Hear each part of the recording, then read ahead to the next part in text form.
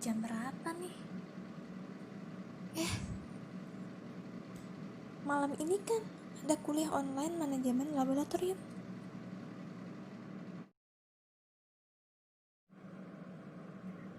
Wah, untung aja kuliahnya baru mulai.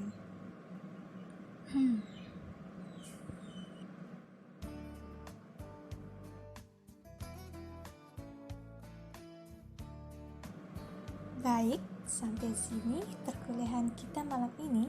Dan jangan lupa cari tahu bagaimana sejarah perkembangan ISO IC 17025.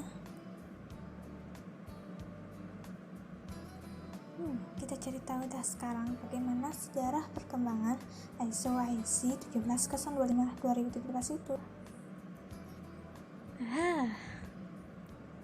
Cari di YouTube aja. Nah, ini dia.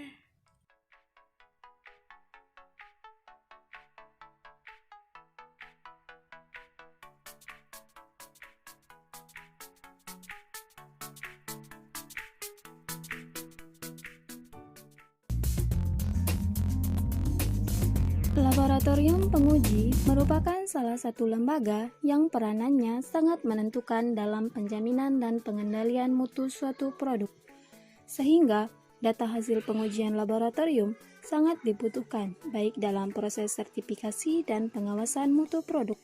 Kesalahan dan ketidakakuratan data hasil uji dapat mengakibatkan kegagalan produksi, mutu produk yang tidak sesuai, dan membahayakan kesehatan bahkan kematian. Oleh karena itu, laboratorium tersebut membutuhkan hasil analisa yang akurat, tidak terbantahkan, dapat dipercaya, dan mempunyai personel yang kompeten dalam melaksanakan kegiatannya. Untuk mewujudkan hal tersebut, dibutuhkan suatu standar utama yang berbasis internasional, yaitu ISO atau IAC 17025 2017.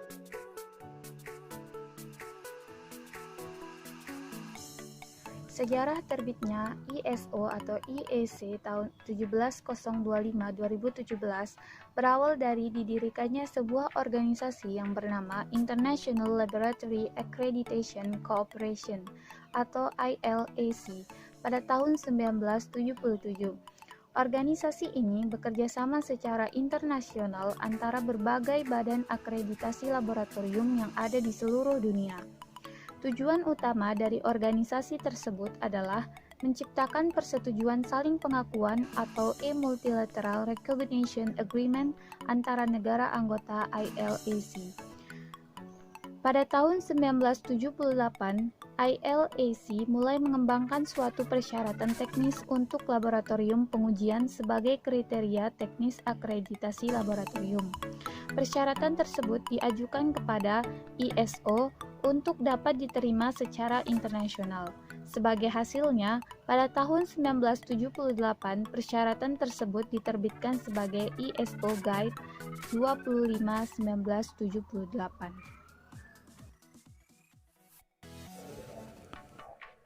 Namun, dalam penerapan ISO Guide 25/1978 dirasa kurang sempurna, sehingga dibutuhkan persyaratan yang lebih jelas dan tegas. Oleh karena itu, ILAC kembali mengadakan pertemuan pada tahun 1980. Hasil pertemuan tersebut mendesak ISO, khususnya di ISO Committee on Certification, untuk melakukan revisi. Komite tersebut menghasilkan dokumen disetujui oleh dua organisasi internasional, yaitu The International Electrical Committee atau IEC dan ISO pada tahun 1982. Dokumen tersebut kemudian diterbitkan oleh kedua organisasi tersebut sebagai ISO IEC Guide 25/1982. Bersamaan dengan semakin banyak penerapan ISO atau IEC Guide 25/1982, terjadi perubahan dunia menuju diberlakukannya pendekatan sistem mutu di pabrik, industri, maupun jasa pelayanan. Situasi tersebut mendorong perlunya disusun pedoman dan standar baru yang disempurnakan dalam bidang jaminan mutu, sehingga revisi terus dilakukan dengan mengikuti perkembangan teknologi serta ilmu pengetahuan.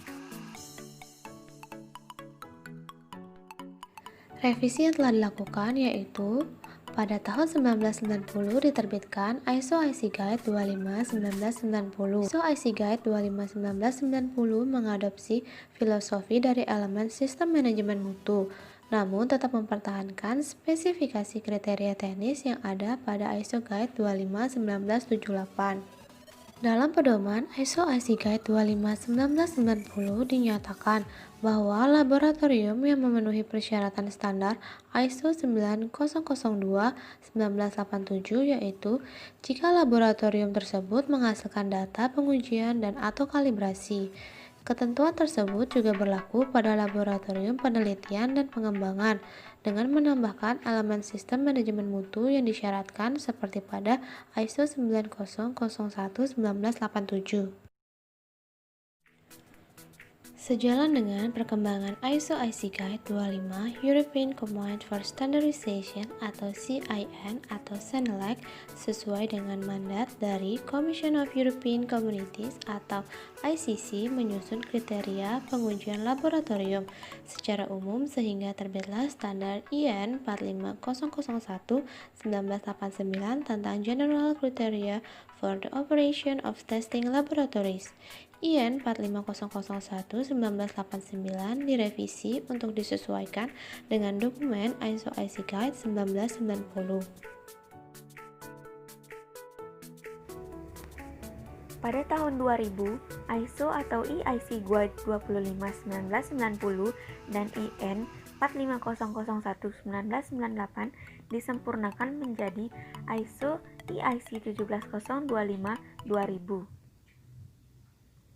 ISO atau EIC 17025 merupakan perpaduan antara persyaratan manajemen dan persyaratan teknis yang harus dipenuhi oleh suatu laboratorium pengujian atau kalibrasi. Kemudian pada tahun 2005, ISO EIC 17025-2000 direvisi menjadi ISO EIC 17025-2005 dengan menambah satu elemen manajemen, yaitu elemen peningkatan. Nah, jadi dengan demikian, ISO 17025 terdiri dari 15 elemen manajemen dan 10 elemen teknis. Namun tidak berakhir begitu saja, ya karena ISO EIC 17025 terus mengalami revisi-revisi hingga pada akhirnya di bulan November 2017, ISO secara resmi merilis standar terbaru ISO EIC 17025 untuk versi 2017. Standar ini tentu saja untuk menggantikan ISO EIC 17025-2008. Nah, jadi ISO 17025 menjadi suatu acuan kompetensi laboratorium, pengujian, dan kalibrasi. Adapun beberapa struktur yang dicakup atau melingkupi ISO EIC 17025-2017 adalah yang pertama scope atau ruang lingkup, yang kedua normative reference atau acuan normatif, yang ketiga term and definition atau istilah dan definisi, kemudian ada general requirements atau persyaratan umum, kemudian ada structure requirements atau persyaratan struktural, kemudian juga ada resource requirements yaitu persyaratan sumber daya, kemudian ada juga process requirements yaitu persyaratan proses, dan juga ada management system requirements atau persyaratan sistem manajemen. Jadi, kesimpulannya, sejarah ISO IC 17025-2017 tersebut terbit berawal dari adanya keinginan untuk menciptakan standar utama laboratorium yang berstandar internasional. Dengan demikian, dari sejarah perkembangan ISO IC 17025-2017 tersebut, dapat kita ketahui bahwa ISO IC 17025-2017 terus mengalami revisi-revisi dengan mengikuti perkembangan ilmu pengetahuan serta perkembangan teknologi pendukung untuk mencapai tujuan yang sesuai dengan penerapan ISO IC 17025 yang telah direncanakan. Jadi sejarah itu sesuatu yang terbit dengan sejalannya waktu.